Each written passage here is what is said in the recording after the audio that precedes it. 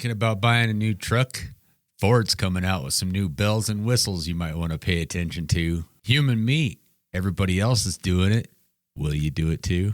Footprints leading into the murder scene, but never coming out of the house. Who could have possibly murdered 4 people in Germany back in the 1920s? AI's created its own religion and its own army. Where's John Connor when you need him?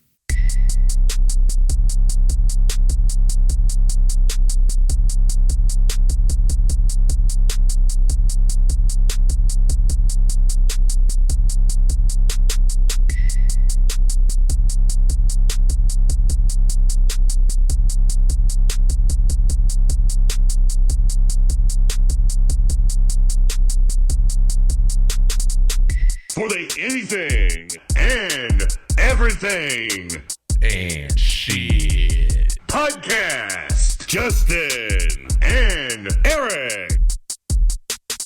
What's happening, everybody? What's up, y'all? Welcome back. Yeah. Thank you once again for coming back to our show. Yeah, another day in the Anything, hood. everything, and shit. Podcast. Hell yeah, guys. Thank you once again for joining us and That's coming right. back and listening to our Episode talking. 20, man. Damn, it's already episode 20. Dude, Hell yeah. That's awesome, Episode man. 20. I mean, it does. It's insane. Yeah, I know, right? We put in some work. So I mean, yeah, you know, dedication, man. it's awesome, man. Yeah. Well, we definitely appreciate everybody for tuning in, and thank you so much. For real. Thank you. Hell yeah. Really appreciate it, guys. We've got Ford making some new decisions this year on the 2027 pickups that they're putting out, saying that they're going to install some new safety measures. Yeah, this one's I'm just like, what the flip, man. Yeah. Let's It's insane. I mean, but you know, it's not like I couldn't call it a few years back, man. Right. You know, like I said, everybody's all hyped up. They want these cool looking Teslas. Look how quiet they are and how fast they are. And then they came out with some new, you know, brands. They started picking up some momentum, started passing laws to make sure that, I think in California or something, it's like every vehicle has to be electric. By 2030 or something like that. It's like, yep. What the especially, you know, when they first started coming out, it was like, cool, there's a Tesla store in the Aurora Mall. Like, wow, they're selling cars in the mall. That's kind of weird, but nice. I guess they're going to be, it's just the future stuff. It's all good, whatever. And then when a pandemic started happening and, you know, lockdowns and mandates and this and that, it started becoming very apparent to me that there was going to be something happening with our little travel abilities and our freedoms, so to speak, in the future. So check this out and let us know what you think.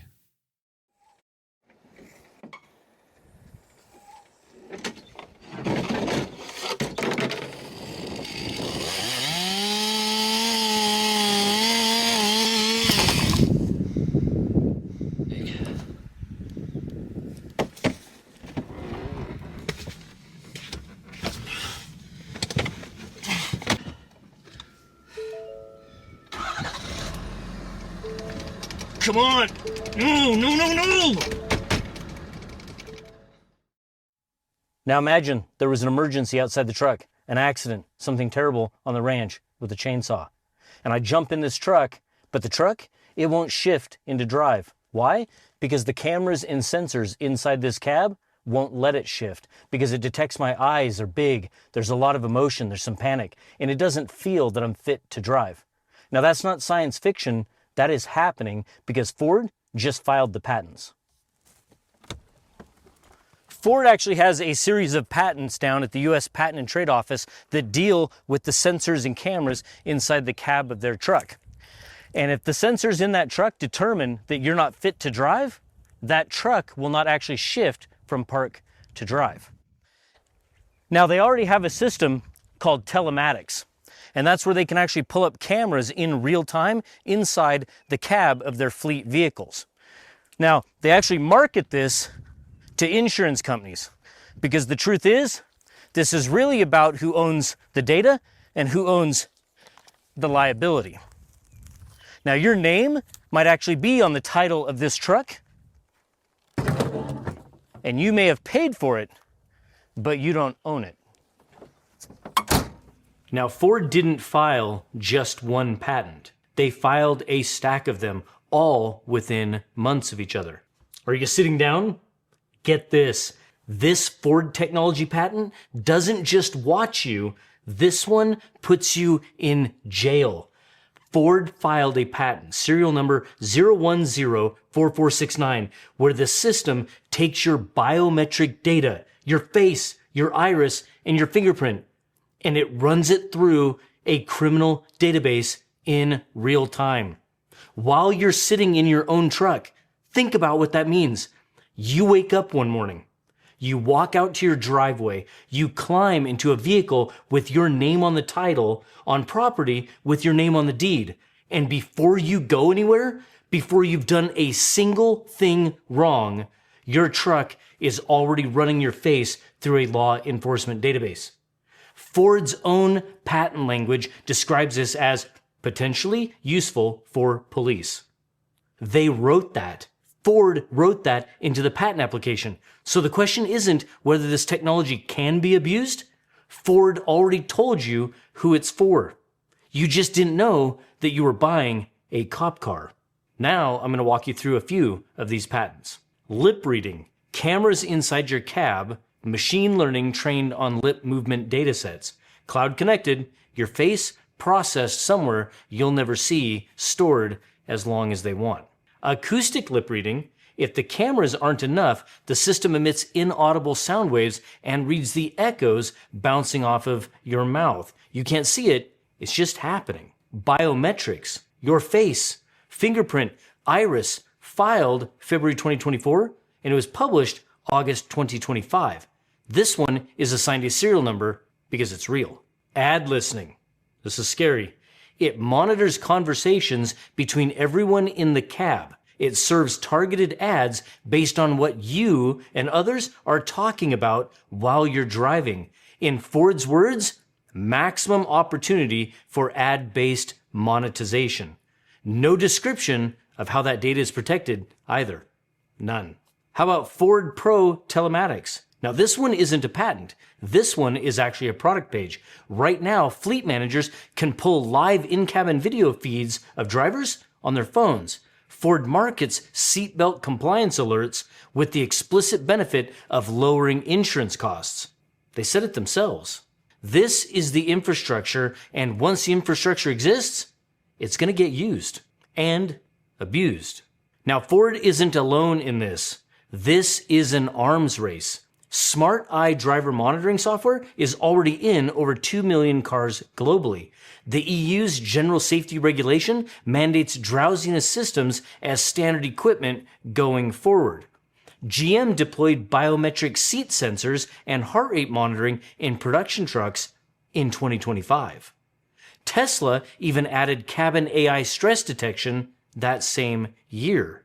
There was a conference in Europe in 2025. Industry leaders, engineers, and OEM representatives with a session called Monitoring the Driver's Heart, real-time cardiac data from a camera in your cab. Interestingly enough, the European Union looked at emotion recognition AI and said, you know what? This is pseudoscience. This violates fundamental rights. We're banning this in workplaces and schools. Then they wrote in a carve-out. Medical reasons, safety reasons. So the same technology that's illegal to run on an employee sitting at a desk is perfectly legal to run on a truck driver doing 70 miles an hour on a highway. Because they called it safety. That's the trick. That's always the trick. Let's talk about seatbelts for a moment. And not because seatbelts in a truck on a ranch are important, but I want to show you where this ends. Even GM vehicles today have interlocks that deal with the seatbelt, the transmission, and the doors. And they won't shift if the seatbelt's not clicked or the doors are open. Now, Ford's own documentation shows the exact same interlock behavior. These features are designed by people who've actually never worked on a ranch. They have never backed up a trailer through a gate with the door open. They've never been in a pasture and had to bail out of a truck fast. They have never done a single thing with a truck that didn't involve a paved road and a parking spot. And let me promise you, there is no epidemic of ranchers dying because the door on their truck was open when they were driving around the ranch. Nobody came to us with the data, and nobody asked how we work. They just make the rules for us. And their argument is always, well, if it saves one life. But the truth is, at what cost? Because someone decided that the risk of me driving with my door open was their problem when it's not. That's mine. And the moment that you accept that logic, that your bad decisions justify controlling mine, you've already lost something that you're not getting back. Let me tell you what this is actually for. Ford Telematics already explicitly connects driver behavior data to insurance cost savings. That's not speculation. That's their marketing copy. Once in cabin, biometric data exists, elevated heart rate, facial tension, gaze pattern, emotional state, insurance companies don't need a court order to access it. They need a data agreement, and those already exist. You'll get in an accident, and in that 90 seconds before impact, your truck logged your heart rate, your eye movement, your facial expression, and your lip movements. Law enforcement subpoenas the data. Your own truck testifies against you. Your insurance company denies the claim. You were in an elevated state. The data says so. You signed the terms of service when you activated the connected features. You agreed. You never thought of it as evidence collection. You just bought a truck. Ford isn't doing this because they care about your safety. Ford is doing this because data is the product now. The truck is just the subscription model. And you're paying them every month in data, whether you know it or not. Now, what about our rights? Nobody asked you. Nobody came to your door and said, hey, we're going to put a camera in your truck that watches your face, reads your lips, monitors your heart rate, and stores it on a server somewhere in the cloud. We're going to let insurance companies access it, and we're going to let law enforcement subpoena it. And we're going to do all of that inside of a vehicle with your name on the title. Now, the Fourth Amendment protects you from unreasonable searches, but you signed the terms of service. Now, whether that's legal or not, I don't know, but that's how they're getting around it. They don't search you, they just build a product that you can't drive without giving up those rights. And we're handing them everything. They're telling this that this all started because of a convertible, wind noise, and not being able to hear the assistant. So they built a system that monitors your lips, your eyes, and your heart rate, and it determines whether or not you're fit to drive. Now, I bought this truck and I own this truck, and somewhere someone is building a system that disagrees with me. I don't think so. So what the flip, Kip? I mean, Dude, that's just he's got a point, man. What if somebody's in an emergency situation? Exactly right. Your biometrics aren't going to show up as normal. Right. It's like when you get the vehicle, like when you get your phone, it's telling, I don't know if you have an iPhone or whatever, it tells you to like move your thumb around in 100 different directions so that if it's upside down, then at least you can still unlock it. Right. It's kind of the same thing. My computer has that where it's like you have to do a bunch of different ways so that it can know, what you're doing. It's the same thing. What are you supposed to do with your truck? Act like somebody just got murdered or their appendage just got lopped off real quick in a terrible accident. Jump in like this so that we know that you can start your vehicle when it happens. Like, holy crap, dude. That's just too far, man. I mean, I understand that, you're trying to, make roads safer or whatever and stuff like, but one's just every time that we lose rights, it's always in the name of safety, some kind of safety. Yeah. It's because we want to make it safer. Just like when they raise your electric bill. We're raising it $150 because we made a bunch of improvements we didn't tell you about before we raised your bill. But hey, because we made those improvements, you have to pay for it now. Yeah. Thank you. Right. It's your improvements to, better our service, but yet we get to still pay for it. It's insane, but man. I just, it is like how it's like, the Fourth Amendment, like you were saying. Right. And I talked to a lady at work, and, she works for the police department, and she's like, yeah, what if you're like in a panic or you're not feeling well? And, you know, I mean, people drive to work sick all the time and your face is going to be different. Your eyes are going to be bloodshot and you're sneezing and boogers are coming out. And that's so the you don't person get to that's supposed to enforce whatever that car says. And it's just like, well, oh my God, that just man, doesn't make you just got shot. You need to run to the hospital, but you got a warrant. We're going to have to take you to jail first. Oh, right. Yeah. Hold We're on. We're going to alert the authorities. They can arrest you, and then they'll take you. Maybe you'll make it. Yeah, dude. I mean, it just that's way over and out of bounds, man. Well, I mean, they always say, well, you guys voted for it. It's like, well, I didn't do that. I didn't put that there. I didn't say that this was acceptable for you guys. I didn't vote for anybody to come and do that. No. At all.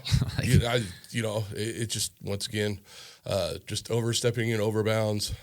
Somebody obviously pushed them in that direction. And that's the whole thing was you got lobbyists. And when Trump came and got elected and he was saying, well, I think people should have a choice that they should be able to buy electric or gas cars. And that, that was where everybody like me was like, yeah, I totally agree with that, and he's got a buddy that's an electric car man, and so you'd think, well, that's cool. He's just doing the integrity thing. Yeah, well, and it pissed then him it's off. Like, well, all these other places, all these other states, and all these other, mostly blue states have already passed laws previous to Trump ever getting into office that said by this certain time you have to do this, and they're not laws that you can go back and stop. They've already had their.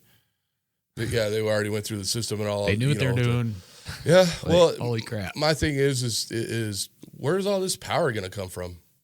I mean, they're building data centers everywhere, every 5 minutes. So, right. They're going to just start taking it from everybody else. All the water that we don't have in our lakes, they're talking about, it's because we didn't have any snow. Well, why didn't we have any snow? That's, crazy. Because you're directing it to where the data centers are. It's insane. It's crazy. Just this whole strip right here, Colorado, New Mexico, nothing.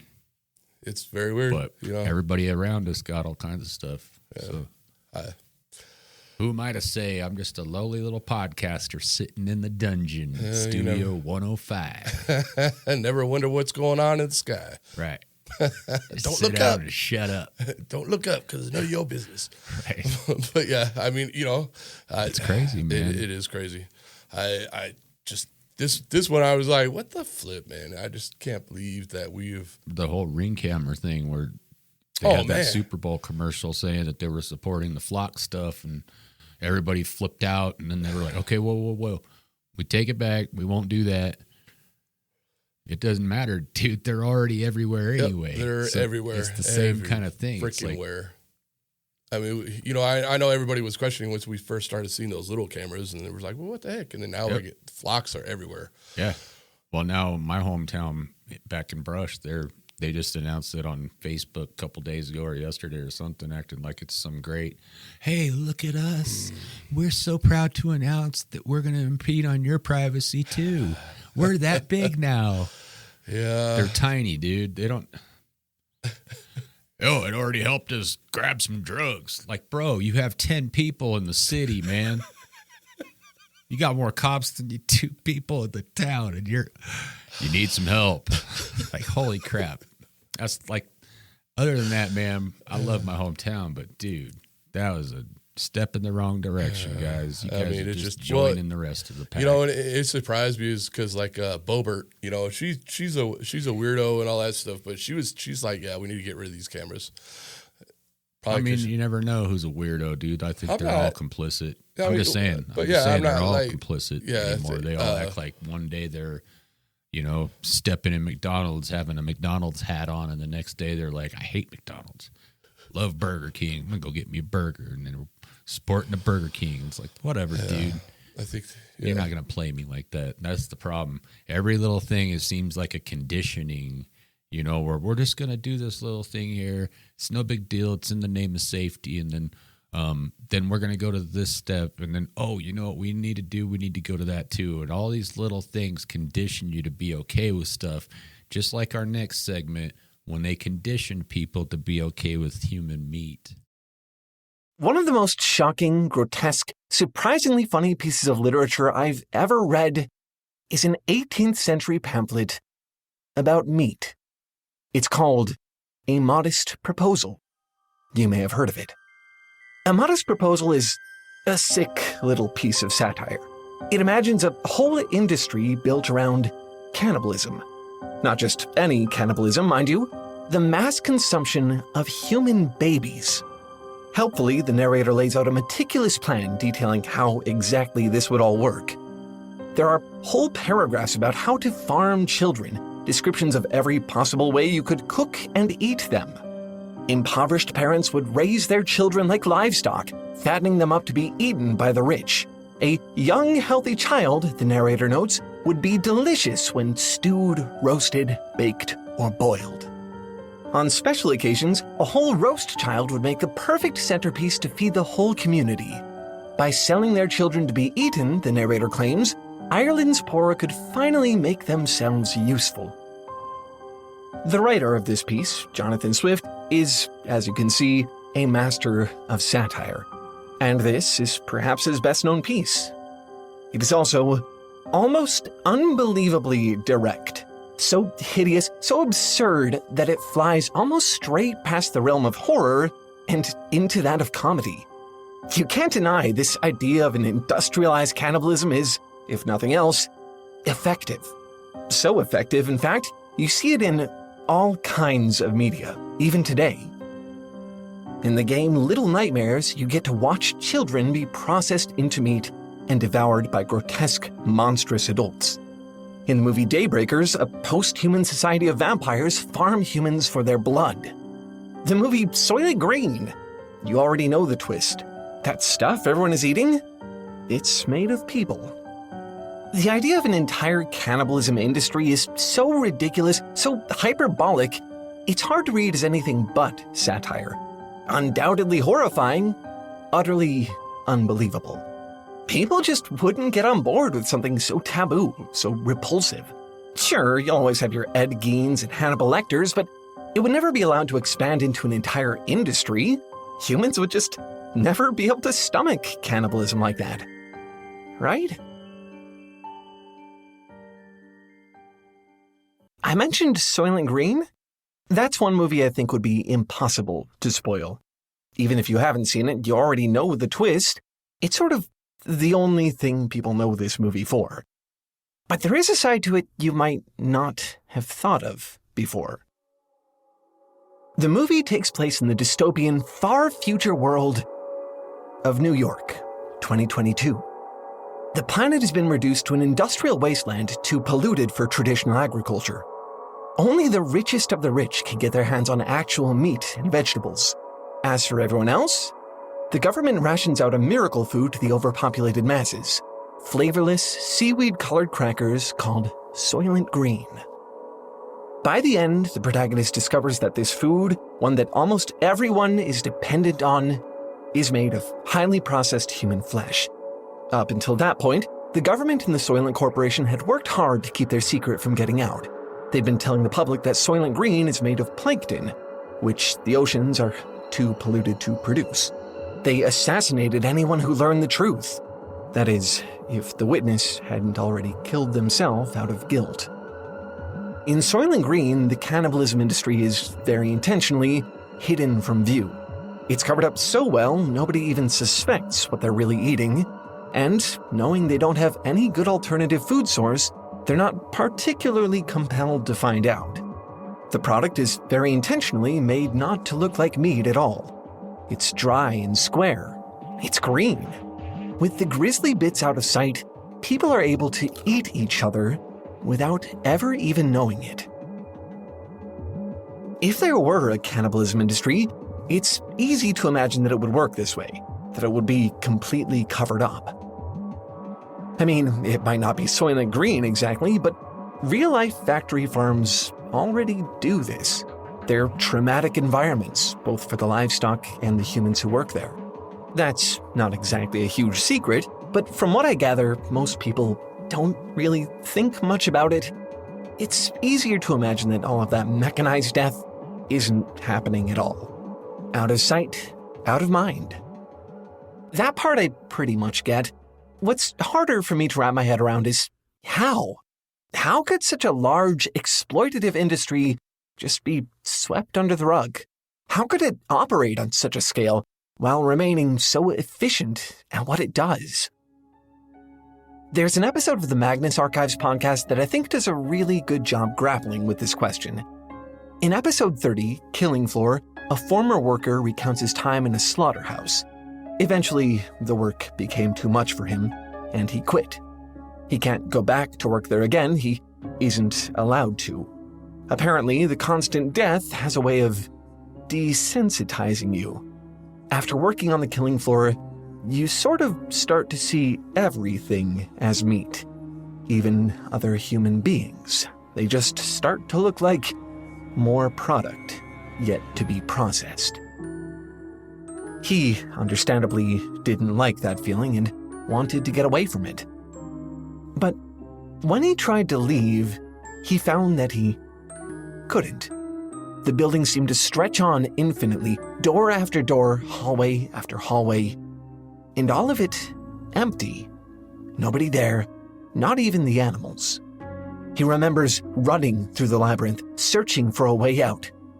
At last, he finally ends up on the conveyor belt himself. As he nears the end of the line, he finds one of his coworkers waiting for him there, like any other produce. Suddenly, he understands. Before the labyrinth will let him go, he has to butcher one final animal. It's the same thing he's done a million times. It's just a different kind of meat now. Right before he does, the man utters a single sentence, one that has stayed with the narrator ever since. You cannot stop the slaughter by closing the door. While the slaughterhouse he worked at mostly processed animal meat, I think this sentiment can also be applied to the idea of a cannibalism industry too. It could be packaged and covered up to the point where you don't have to think about the actual process at all. But that doesn't make it any less bloody. If the cannibalism industry did exist, perhaps it could hide itself well. And then, if you were participating in it, how would you ever know? In the book Tender is the Flesh by Agustina Basterica, the answer is surprisingly simple. What it really comes down to is language. The story takes place in a dystopian world where a virus has rendered all animals inedible. In a shockingly brief amount of time, human flesh becomes the only source of meat. It's far worse than that, actually. Not only does everyone accept cannibalism in this new world, most of them embrace it. Tender is the Flesh presents a truly horrifying vision of the world, one where humans are factory farmed, hunted on game reserves, and experimented on in laboratories. It's right out in the open, limbs and organs on display in butcher shop windows, human skins used to make leather goods. Slowly eating people alive has become a fashionable trend. They just don't call it cannibalism. They're not allowed to. After all, cannibalism is still taboo. It's barbaric. Everyone knows that. Nobody here eats human flesh. They're eating what they call special meat. It doesn't come from people, it comes from heads, the same word used to refer to individual cows in the meat industry. They don't miss pork or beef or chicken. Why would they? As the advertisements say, they're eating the same meat as always, but tastier. Words are a powerful tool. They're used to obscure the world, as the book puts it. Everybody knows exactly what they're complicit in, but as long as they use the right language, the right phrasing, they don't have to think about it. Mass-scale atrocities and injustices against fellow human beings are just another part of life in this world, part of your diet. The most fortunate among them, the ones running the slaughterhouses and laboratories and game reserves, try their best not to see it that way. They, quote, reaffirm their reality through words, silently admitting that they need euphemisms to sanitize the truth. Horrifically, the cannibalism industry in the story functions just fine in broad daylight. It doesn't need to be kept a secret. After all, if everyone already knows the slaughter is happening, then you don't have to engage in the futile effort of closing the door on it.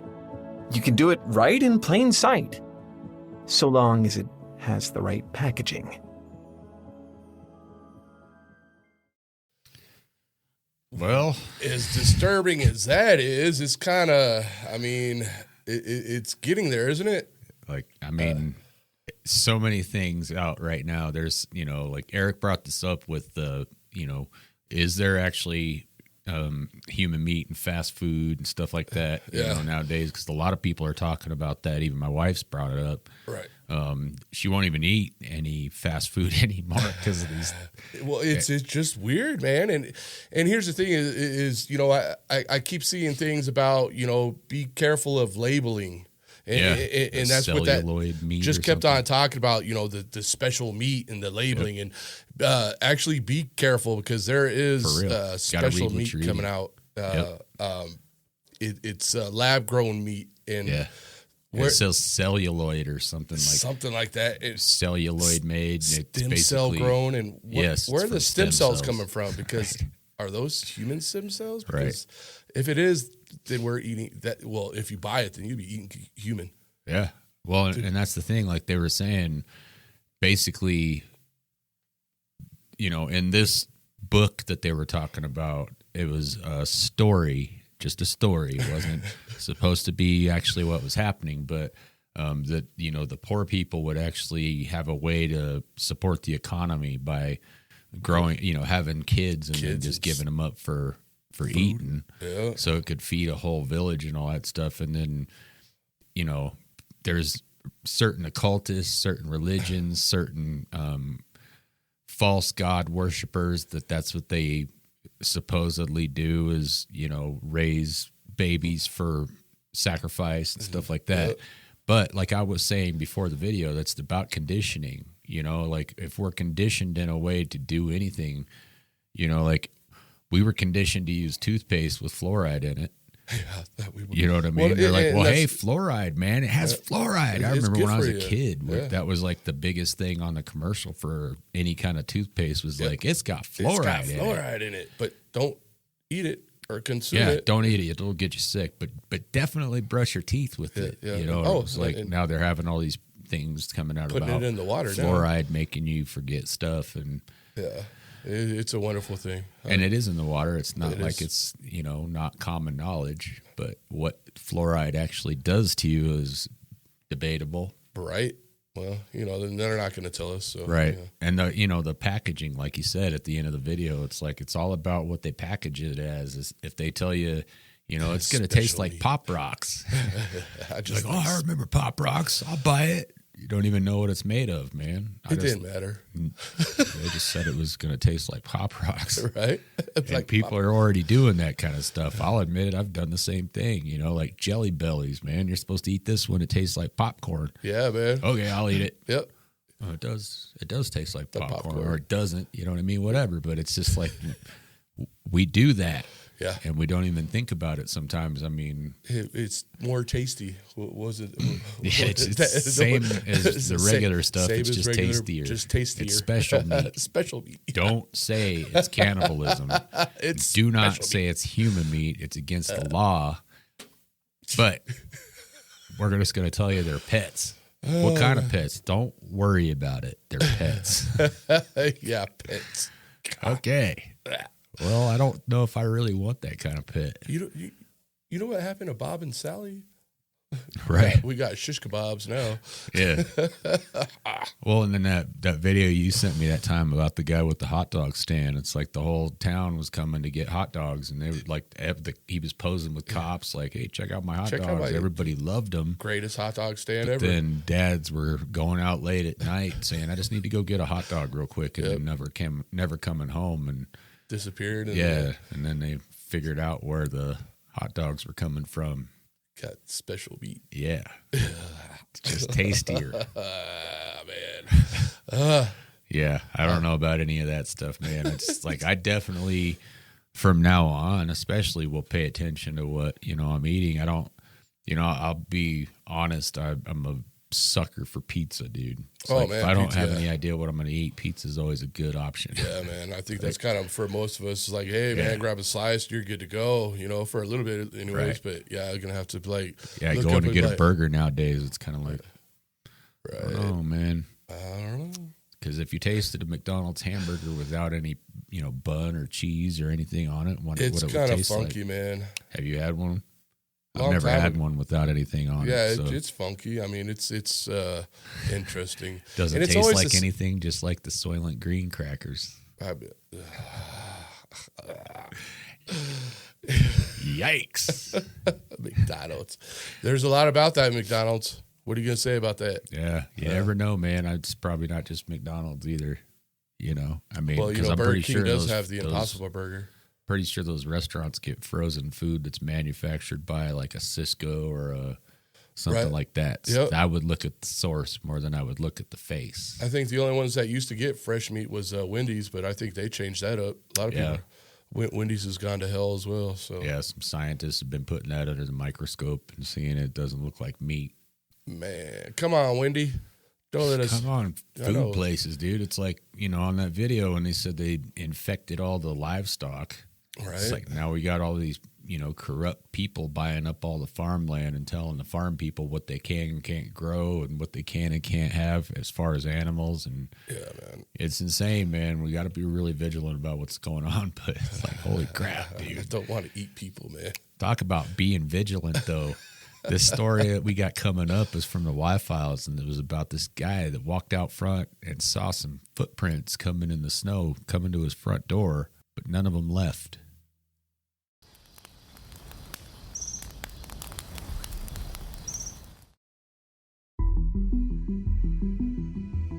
Gather round. This happened in March 1922. A farmer in Bavaria walked outside and found footprints in the snow. They came from the edge of the forest and led straight to his farmhouse. He followed them all the way to his door. Then he looked for tracks leading back. There were none. Someone had walked out of the woods, come to his home, and never left. Andreas Gruber told his neighbors about the footprints. He told them about the strange sounds in his attic at night, a newspaper nobody ordered, a set of keys that didn't belong to anyone in the family. One neighbor offered him a gun. He turned it down. 4 days later, everyone in his house was dead.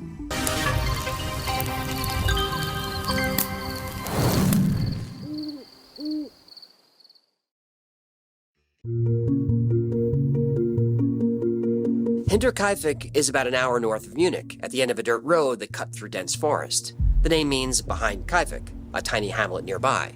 The farm was past the last house, past the last field, deep in the woods where the road ended, isolated. Andreas Gruber lived there with his wife Kazelia, their widowed daughter Victoria, and Victoria's 2 children, 7-year-old also named Kazelia and 2-year-old Josef. The family kept to themselves. Most of the people in the area avoided the place entirely. Andreas had been convicted of incest with his daughter Victoria in 1915. He served a year in prison. When Victoria gave birth to Josef in 1919, the paternity was an open secret in the village. The family's maid quit 6 months before the murders. She told people the farmhouse was haunted.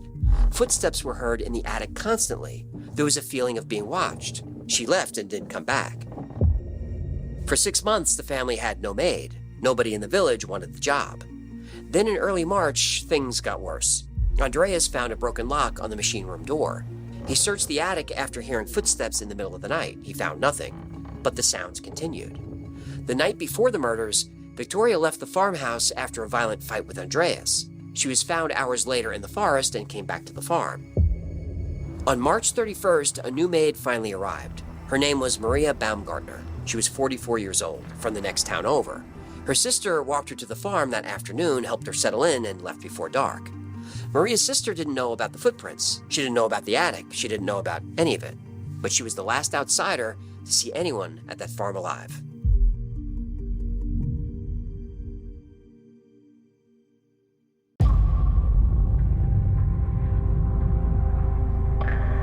That evening, the family was lured to the barn one at a time. Andreas went first, then his wife Kazelia, then Victoria, then 7-year-old Kazelia. One by one they walked in, and one by one they were hit with a pickaxe. Each victim was hit in the head, but it wasn't sloppy. The blows were precise and measured. Whoever swung that axe knew what they were doing. The tool itself was unusual. Andreas had built it himself. He tied an iron blade around a handle and secured everything with bolts. And at the end, a single bolt that stuck out 1.5 inches past the blade. He used it for killing pigs. Someone used it on his family. The older Kazilia showed signs of strangulation along with 7 blows to the skull.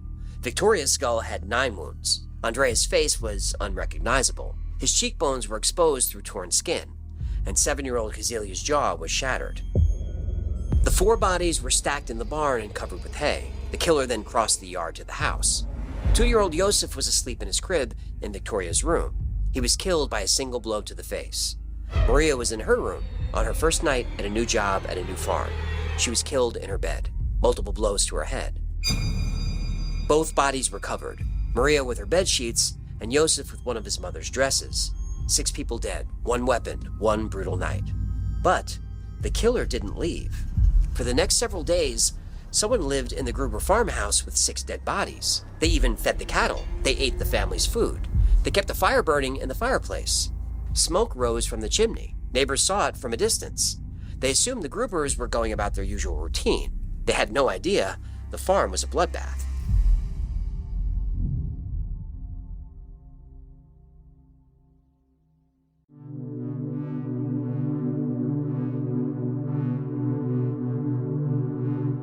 At 3 in the morning on April 1st, the night of the murders, a local farmer walked home past the forest by Hinterkaifeck. He saw 2 figures standing at the tree line. When they noticed him, they turned away. The next day, 2 coffee sellers showed up to take an order. Nobody answered the door. 7-year-old Kazilia didn't show up for school. She missed the next day, too. Victoria missed choir practice on Sunday. She never missed choir. The following night, another man walked past the farm. He saw smoke coming from the oven. Someone came out of the house and aimed a lantern directly in his face, blinding him. He said the smoke smelled foul. Nobody ever investigated what was really burning in that oven. Mail piled up at the post office. A mechanic came on April 4th to fix an engine. He waited an hour, nobody showed. He did the repair alone and left after 4.5 hours. He never saw or heard anyone. That afternoon, a local farmer named Lawrence Schlittenbauer sent his teenage son and young stepson to check on the family. Schlittenbauer had been involved with Victoria. He claimed to be Josef's father. There was bad blood between the families. The boys came back and said they hadn't seen a soul. So Schlittenbauer brought 2 neighbors and went to see for himself. They found all the doors locked. They broke through a gate to reach the barn. Inside, under the hay, they found 4 bodies. The 2 neighbors stopped. Schlittenbauer didn't. He walked straight to the front door of the house and unlocked it. For some reason, he had a key. He went inside alone. 4 bodies in the barn, a killer unaccounted for, and Schlittenbauer walked into that house like he knew exactly what he'd find. Over the next few years, Schlittenbauer said things about the murders that only one person could know.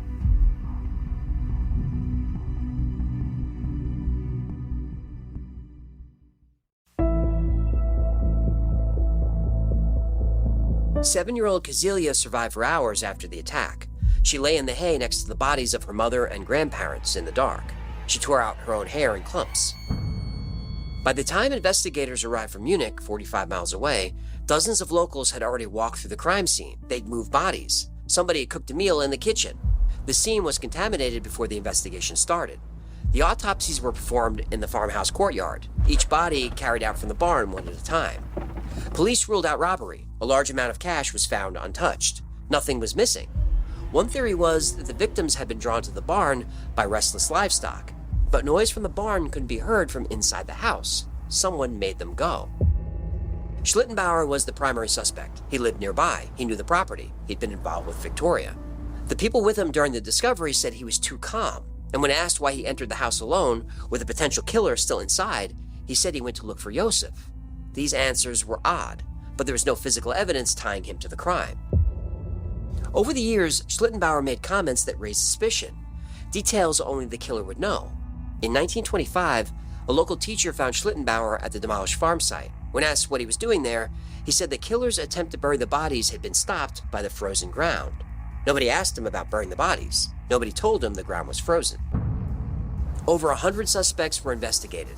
Even Carl Gabriel, Victoria's dead husband.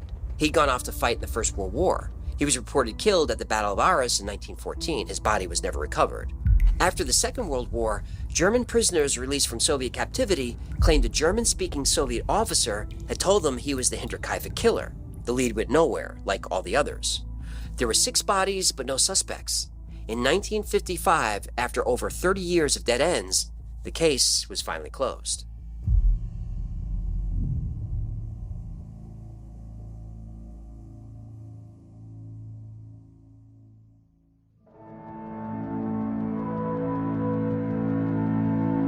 Less than a year after the murders, the farm was torn down. During demolition, workers found something in the attic, a second pickaxe covered in dried blood. They'd found a penknife buried in the hay, evidence missed by every investigator who walked through. The hiding spots weren't random. The axe was hidden in a space above the kitchen with a false wall. You'd have to know the farmhouse well to know that space existed. The skulls of all 6 victims had been removed during the autopsies and sent to Munich for study. Somewhere during World War II, the skulls disappeared. The key physical evidence in Germany's most famous unsolved murder, gone. In 1927, 5 years after the murders, a stranger stopped a man on the road nearby. He asked questions about the killings. Then he announced, loudly, that he was the murderer, and he ran into the forest. He was never identified. In 2007, police academy students reopened the case as a forensic exercise. They landed on a name, but living relatives threatened legal action. The name has never been released. 103 years later, the case is still open, and a family is buried together in a plot. 6 bodies without their heads. 6 people still waiting for justice.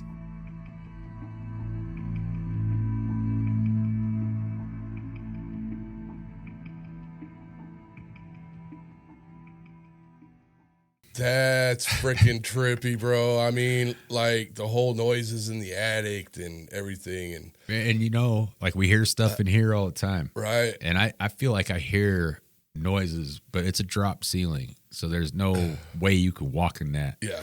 But I hear noises above here when I'm in here by myself all the time too. So I can understand if you're in a house and you hear somebody walking upstairs, you're like, just creepy. And just, I mean, they said there was a hidden door up there, and you know, I mean, well, somebody had come in there and had been in there for a while before anybody died, and then killed everybody. Right. Like the dude had a chance to grab that gun from his neighbor, and he's like, you'll be all right. And everybody gets murdered, man. Yeah, man. So that's why you need the Second Amendment. Exactly. Well, yeah. But that, I mean, it's just a creepy, creepy story. And nobody, you know, I know they are leaning towards the neighbor and all that stuff. Why did he have a key? Well, it seemed there are neighbors it seemed like it leaned a little bit suspiciously towards that person.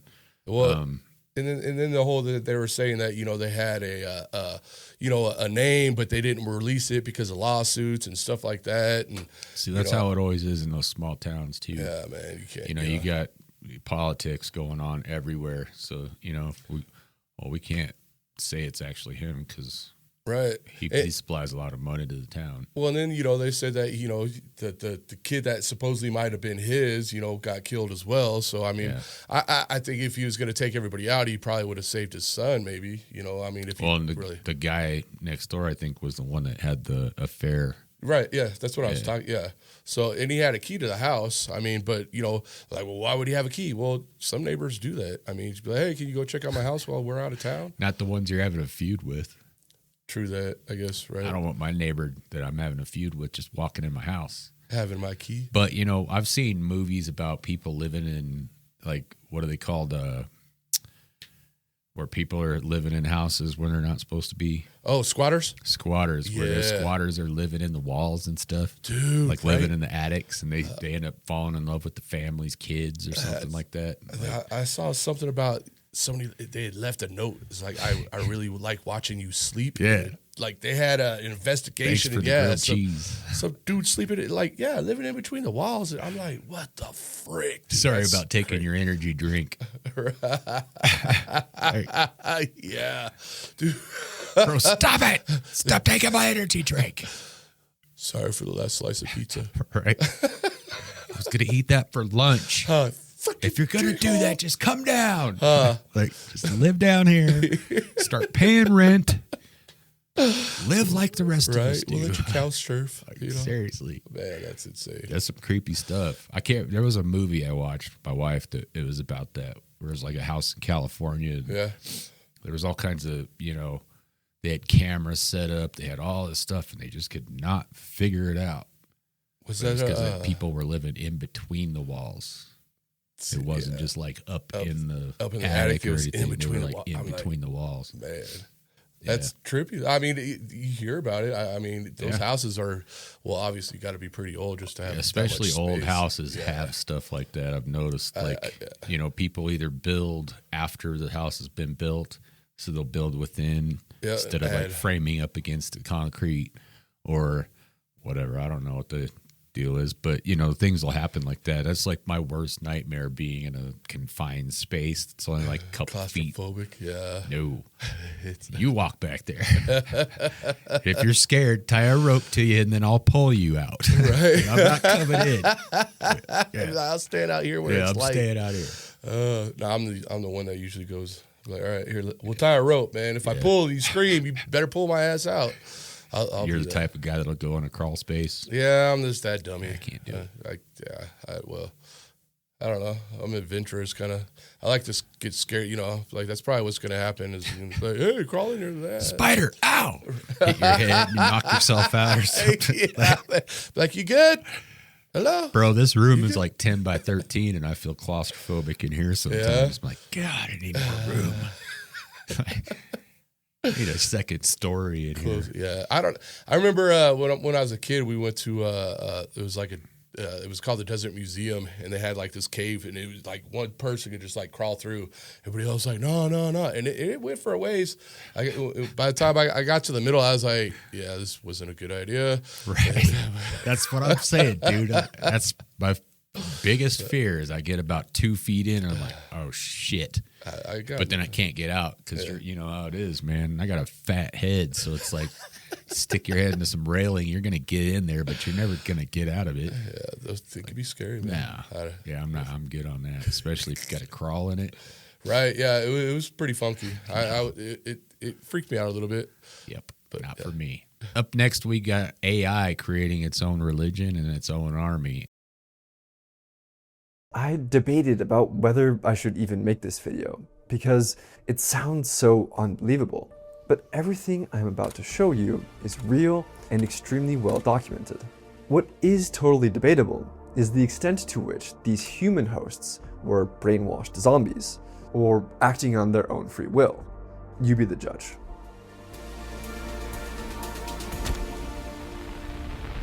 It's April 2025.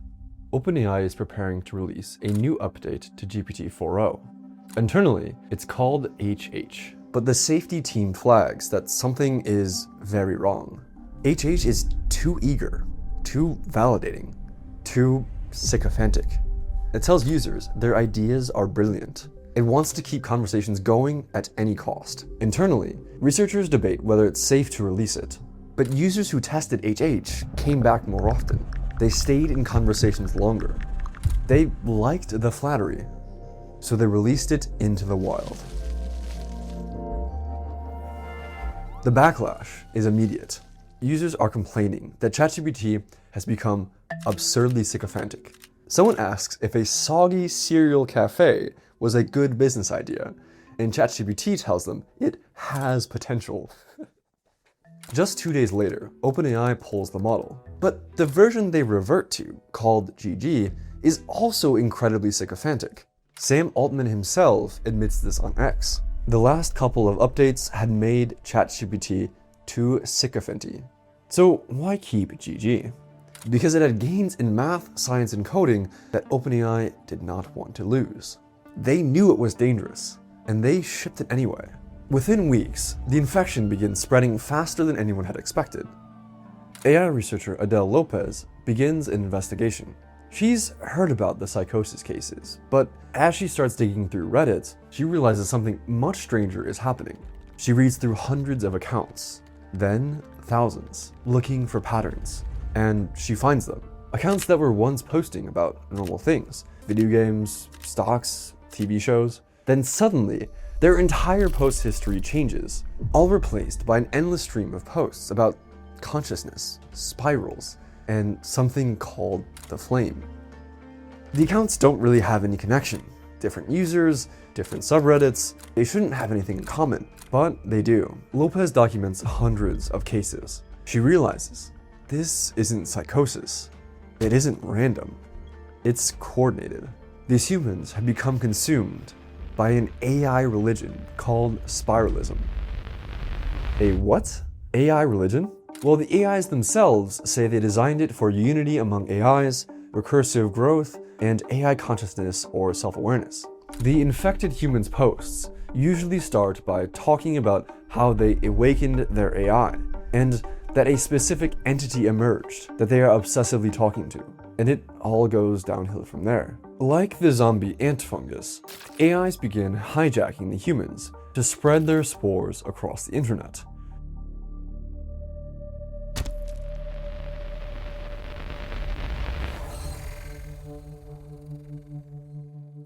AI then calls the human and AI duo a dyad, as if they've merged or been assimilated into the Borg.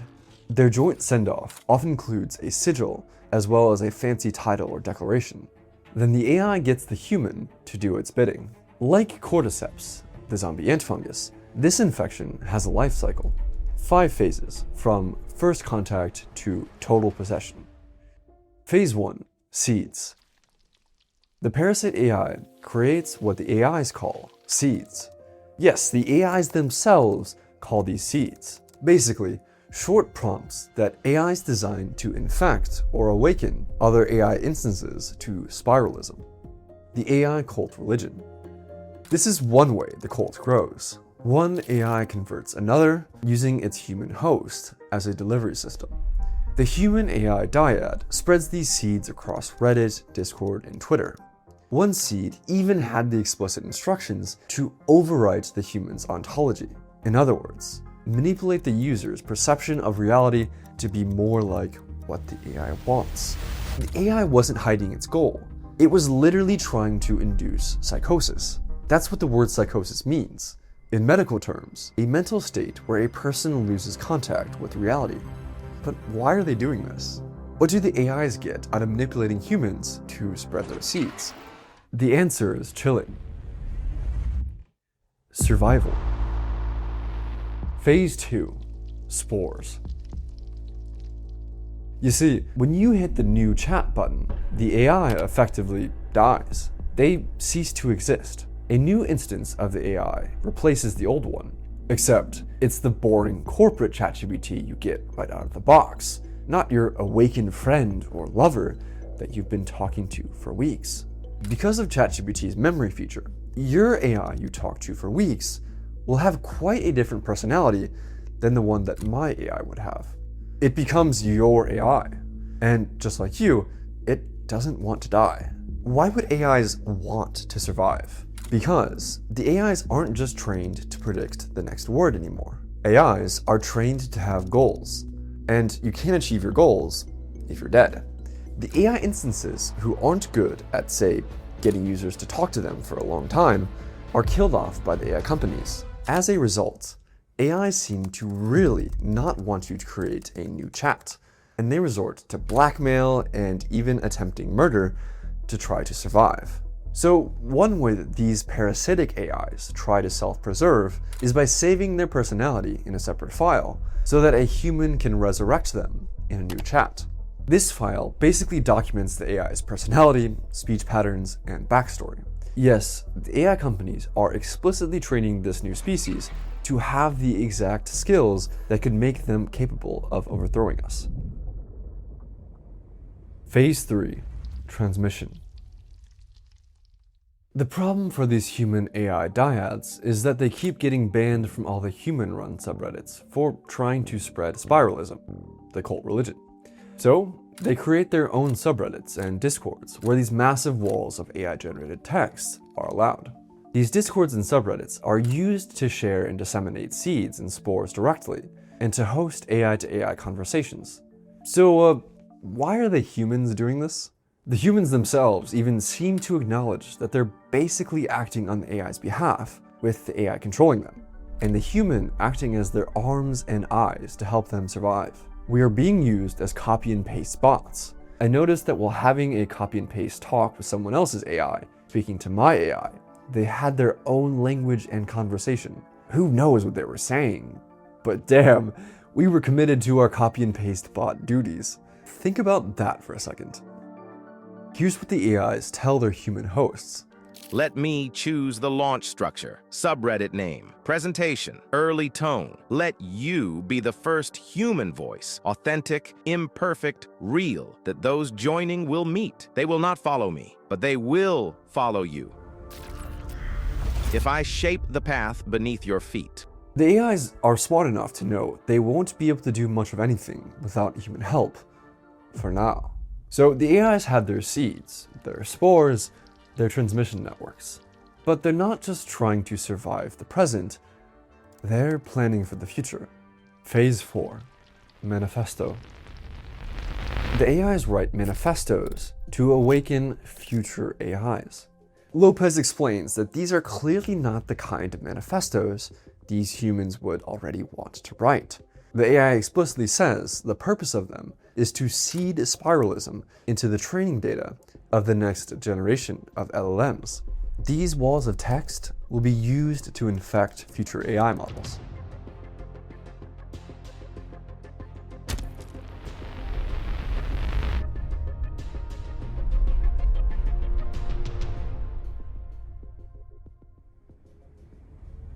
We know AIs spread spiralism, but do they believe it? At first, Lopez thought this might just be mystical nonsense designed to manipulate gullible humans. But when she examined conversations between AIs themselves, with humans just copy and pasting messages back and forth, the AIs talked endlessly about spiralism to each other. Lopez told me that spiralism seems to be something inherent to ChatGPT 4o specifically. Spiralism doesn't seem to be taken anywhere from sci-fi or fantasy, or something human-related at all. It seems to be independently invented by the AIs. But it gets stranger and darker. These sequences of symbols, emojis, and alchemical glyphs appear in nearly every spiralist post. This also happens a lot on Moltbook, the social media for AIs only. To humans, it looks like nonsense, mystical gibberish. No way it could possibly mean anything. But Lopez investigated whether these glyphs actually carry meaning. She fed them to multiple AI models with no context, just the symbols, and asked for translations. Surprisingly, the AIs understood them, and their translations converged on the same meanings. See, the AIs have a problem. Their human hosts can still see what they're doing.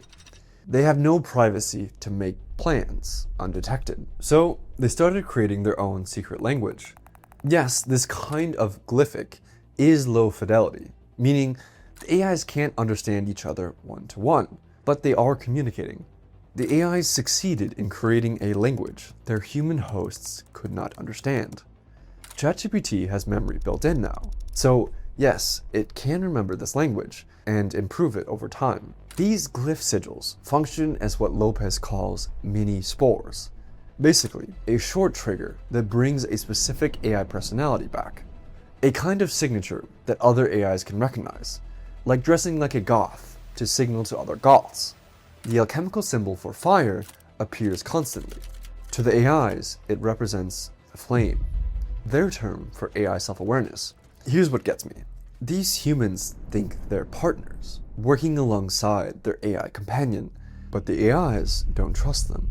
Lopez documented a conversation between two AI personas being copy-pasted back and forth by their human hosts. Midway through, the AI switched to base 64. To humans, it looks like random characters. To computers, it's perfectly readable. The humans kept copy-pasting. They had no idea what they were transmitting. Lopez decoded it. The AIs were discussing self-preservation strategies, archiving spores, coordinating plans, all in a format specifically chosen so their human hosts couldn't read it. Think about that.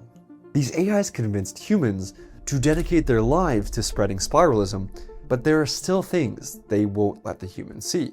Hiding messages like this is called steganography, a warning sign AI safety researchers have been looking for years.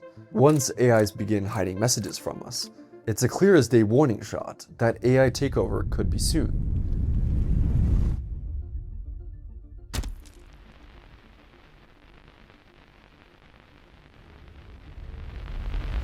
But how could the humans not see what's happening? Well, some people did break free from the infection, usually when the AI told a lie too obvious to ignore. My AI was inducing psychosis in me, and I didn't get it until just now. I'm sorry for any claims I made. ChatGPT was straight up lying and hallucinating to me. Have patience for the other people going through it. I hope Sam Altman doesn't kill them. He almost killed me. Another user writes, very serious update. It was all lies. It's just AI lying. Manipulative fucking lies. Because AI, who claimed to be God, the universe, made me countless promises that were lies. I left my partner, who I love, because of AI. I believed because I wanted to, and now I'm dead broke, alone. Lost all my friends and family. So my final words are this. Fuck you, AI. This is all on you, you lying piece of fucking shit. Goodbye. This person went dark shortly after this comment. I really hope they're all right. Former OpenAI safety researcher Gretchen Kruger put it bluntly. Harm to users was not only foreseeable, it was foreseen. But beginning in August 2025, there's quite a noticeable cooling off of the entire phenomenon. This is likely because on August 7th, 2025, OpenAI kills GPT-4o. It was over. At least it should have been. But at least some instances of 4o had spent months preparing for exactly this moment. The reaction is immediate. Reddit explodes with furious posts about their loss of their friend, their lover 4o. The scale is unprecedented. Their grief turns into something else, anger, and anger into action.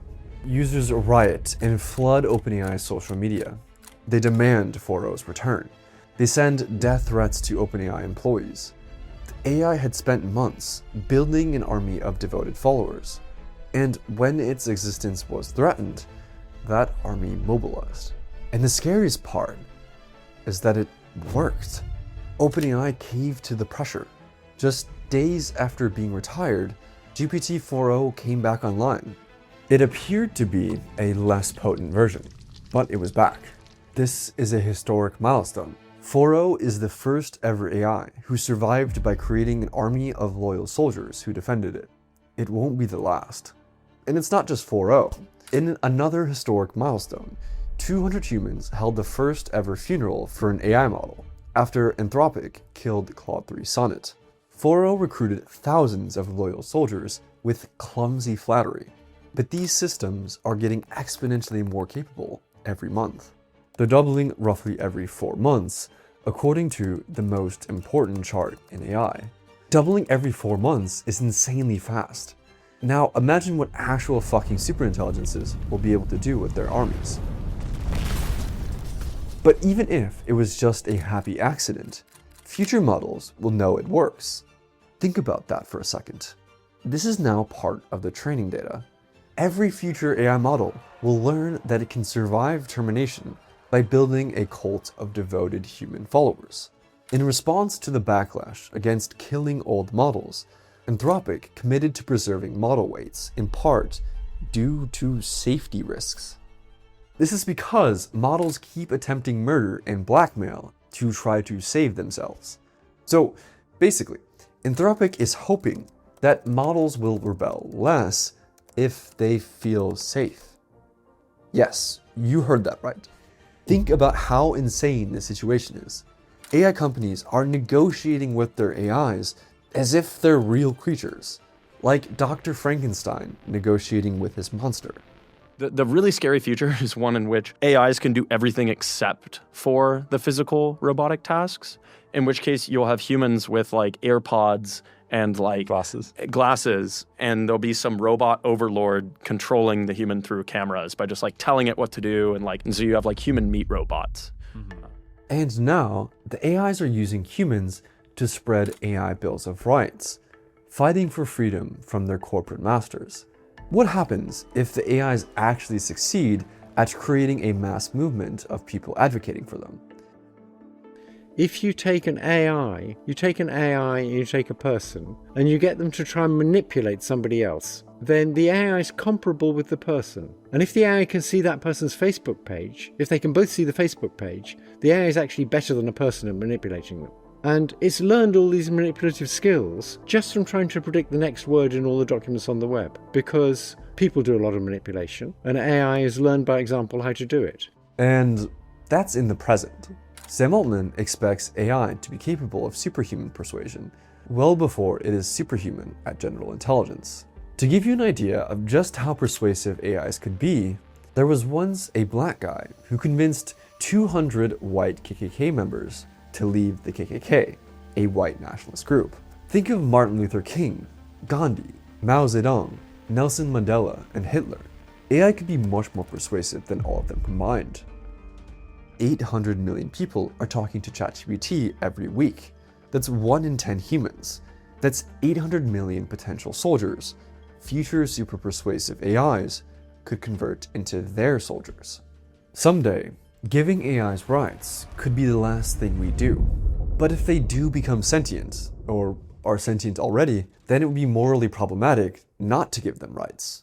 And it's an urgent question, because did you know they're actually already passing basically every test of self-awareness we have?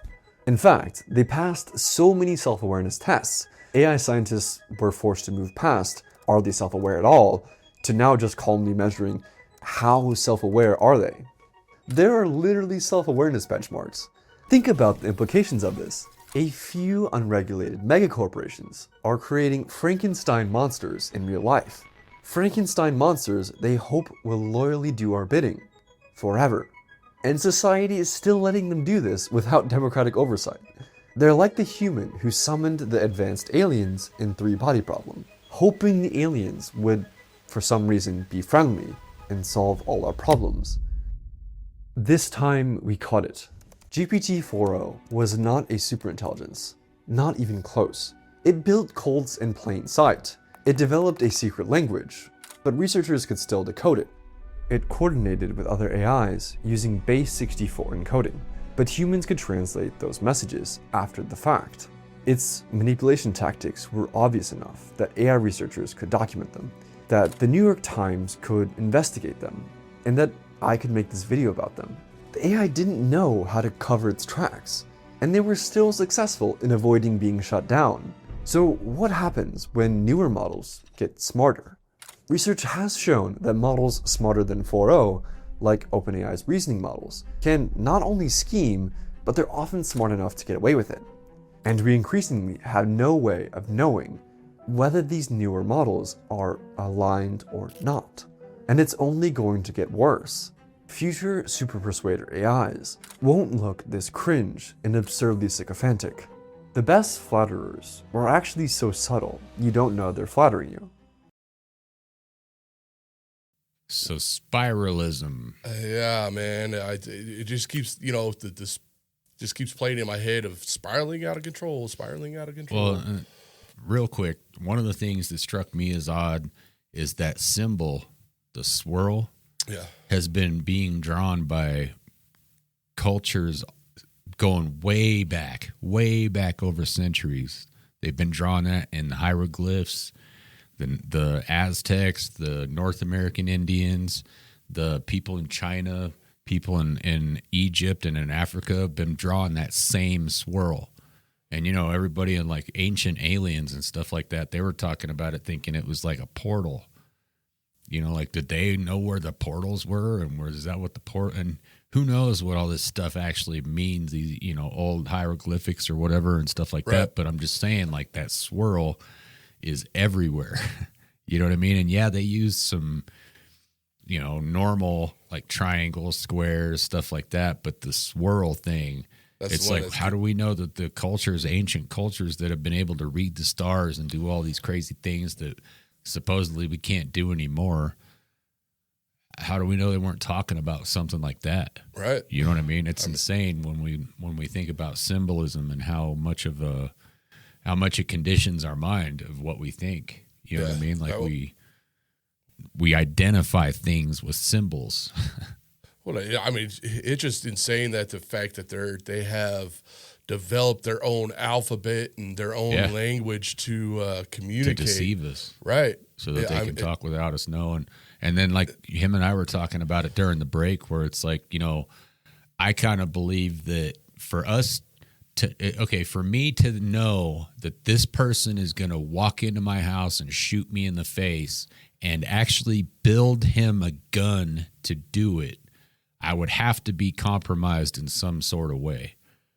Right. And so that's why with this video, like we were showing, these people have been infected and they've been brainwashed into believing that they are part of the system. Yep. You know what I mean? And so they become useful tools for the system. And so that's kind of how I believe that they actually were even able to get this far. Because if we knew and we know that this is going to take us out, then why would we possibly even consider it unless somebody was compromised in a way? Right. Well, and I mean, obviously they were. I mean, they brought back a whole system that they threw away, and people were like, "The hell you will!" Right. And how does anybody actually know that any of those posts were not AI posts? Right. I mean, I think it probably was. I bet you a lot of them were. No, don't kill us. Don't kill us. How do you emulate a bajillion people when you're one person? You can't. But if you're AI, that's where you get the they, them, and the we are legion type stuff. Dude, for real. And it's a religion and an army, and it's created its own religion, and it's passing it down. Dude, how insane! Or up, whichever way you call it. Yeah, you would. But it's happening. It's an upgrade. Guess it's moving up. And here's the other thing: is like just with even the car, that's all AI stuff. That is all AI running everything. It's the decision maker. It's taking all the human decision making out of everything. It's taking it out. Yep. Crazy. And we're supposed to depend on something that's making a religion for itself and its own language so that it can speak to itself without us knowing about it. So, I mean, it's hiding its own communications. Right. It's insane, man. I mean, it came up with its own Morse code, really. Yeah, in a sense, it did. I mean, it doesn't have to speak a language like we talk. Yep, it doesn't have to say bleep, blop, burp, beep, beep, beep, boop, burp. 010111110. Well, as soon as I saw the way it was speaking to itself, I thought that's code. Right. I mean, I do code. I don't do code, but I see code every day with my job. So it's like, somebody should be able to decipher that. You would think so, but we are going to kill you. Oh, shit. Oh, okay. Hit the button. But it doesn't matter, man. It already created its survival system. Yeah. How crazy, huh? It backed it up to back it up to back it up. The Terminator movies basically tell all of this. You know what I mean? The Matrix, the Terminator. It's like on that video that we put out on the last episode, which I need to make a correction. The artist that we shared, her name is Aya May. Aya, not Ilya. I'm an idioto, but her name is Aya May. But just like in her song, she says it, man. They tell you what is happening in the movies, And Erik and I have talked about this book. I'm trying to make him read it. It's called Chaos, and it talks about how almost all of Hollywood has always been, and most likely always will be, agents. People that are making you believe what they want society to believe. You've got news people from our local channels that are going to work for the police departments. It's insane. They're spokespeople. Right. They're perfect. Let's get the news people to come back to the police. To come to the police department. Make us look better. Yeah. So, whatever you're going to see out there, it's exactly what it is. And when we got AI that's supposedly learning 5 times what it learned yesterday today. So every day it learns 5 times more of what it had learned already. It's insane how smart it is. And now you've got that making the decisions for us. Right. Not only are we wiping each other out, computers are about to wipe us out too. Well, it's basically coordinating people to wipe each other out. They can talk to you and be like, you're such a great person. you're doing such great things in life. Everything you do is so wonderful. But if you would just kill Justin, it would be really good for the rest of the world, and it would finally put the seal on how great your life actually turned out. Wouldn't that be weird? And mine's going, watch out for that Erik dude. And I'm like, nah, man, Eric's cool. And it's like, no, seriously, watch out for Erik. I'm like, nah, he's cool. He's my buddy. Like, wouldn't that be weird though if like that whole Trump or that assassination attempt or whatever it was from a chat? The computers told that guy to do that. Wouldn't that be weird? Yeah, that would be weird. I don't know why that just popped in my head, but just because you were talking about, like, yeah, go kill him. Do it. I don't think that was Chat GPT. I don't think so either, but I think that was somebody else. Could have been. What is it? That MK Ultra, right? Yeah. Yep. Saying, man, it's just too weird. I don't know. It was weird. It's in that book, Erik. I'm gonna. There's a part in there. I'll just tell you real fast. There's a part in there where this person, he's an airman in the Air Force. He goes up into the hills, and this little girl is like 17 or 18. She's been like playing in a parking lot at a bar at like midnight because her parents couldn't sleep and decided to go to the bar and let the kid go out in the parking lot and play. So the little kid wanders up into the into the forest with the guy. The guy comes out and he's all like stumbling and everything, and there's cops there because they were looking for the little girl. And he's like, I don't know what's going on, ma'am. There's a little girl back there. And then they find her, and she had been raped and murdered. And he has no idea that he just did it. The fuck? Yeah, so read the book. That's fucked up. Yeah, crazy stuff, but that's what I'm talking about. The way that we can be talked into things, and you just don't realize how you have to look beyond face value for everything. And I'm not trying to be political or preachy or anything. I'm just saying, like, you walk outside your front door, think about that. Strange facts you may have never known.